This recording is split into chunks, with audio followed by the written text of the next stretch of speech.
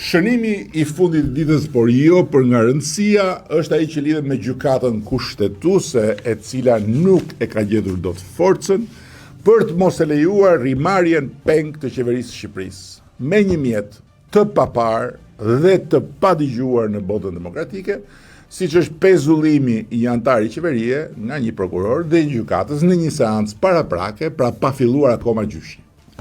Kështu Shqipëria bëhet, për herë të dytë në 2 muaj, shembulli i parë i një budallëku botëror. Sepse gjykata kushtetuese u mbyt në lugën e ujit të turbullt të atyre që Cervantesi në librin e tij të famshëm Don Kishoti i Manchës i quan arsyet e mosarsyes. Por fakti është se mos vendimarrja e gjykatës kushtetuese e kthen në fuqi pezullimin e ministres, e cila, që të jemi shumë të qartë, pavarësisht se qartësia është një luks dhe një luks i rrallë që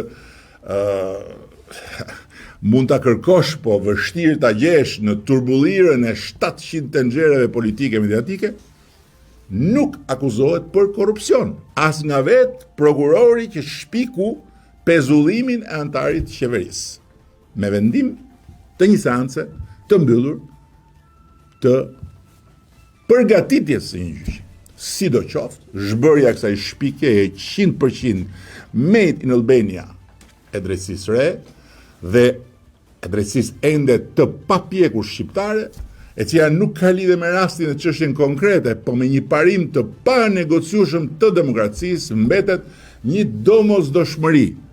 për të rigarantuar pavarësinë e ekzekutivit dhe parlamentit nga pushteti gjyqësor.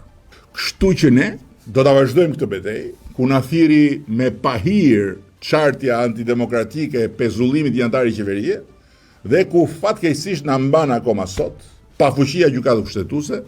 për të marrë një vendim sa të thjesht. Është vendim shumë i thjeshtë, se mjafton të marrë shembull çdo vend të botës që do, apo të gjithë vendet e botës bashkë, dhe nuk do të gjesh dot një gjë të ngjashme, por një vendim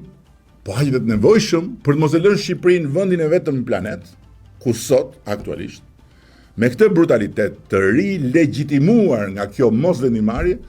vetë presidenti i Republikës mund pezullohet nga i pari prokuror që gdhihet me këtë ide në kokë. Në ndërkohë, kam dhe diçka tjetër. Kujdo që ka vënë buzën gas apo ka nxjerr gjuhën jashtë pas mosvendimit kushtetuesës, dhe bën hosana dhe fërkonduart me kuturisjet e modës re të arresteve pa gjyq, të cilat arritën një kulm të ri këtë javë, me 30 e kusur flet arrestet prerë nga një prokuror në Durrës, i cili në fakt nuk paraburgosi vetëm veten e vet, se gjithë çka kishte rreth e rrotull për një çështje që nuk përmbush asnjë kusht, zero hiç, nga ato që Këshilli i Evropës dhe Drejtësia Demokratike përcakton si kushte të domosdoshme për arrestin, i futi në një thes, u them një gjë. Kush beson se përpjekja e natyrshme për shtetin ligjor, e të gjithëve bashkë, e jona, qeveri, parlament, drejtësi, me të gjithat përpjeta dhe 8 pjetat e saj,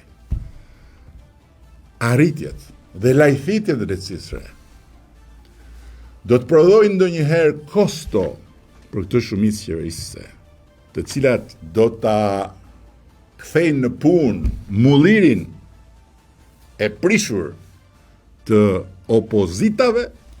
gabon ditë dhe natë. Sepse nuk kupton atë që e kupton shumë qartë populli shqiptar, njeriu i zakonshëm i Shqipërisë. Lufta për drejtësi, për shtet ligjor demokratik,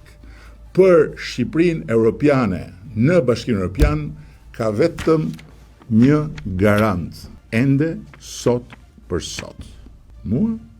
dhe këtë shumicë qeverisë. Kaq e thjeshtë.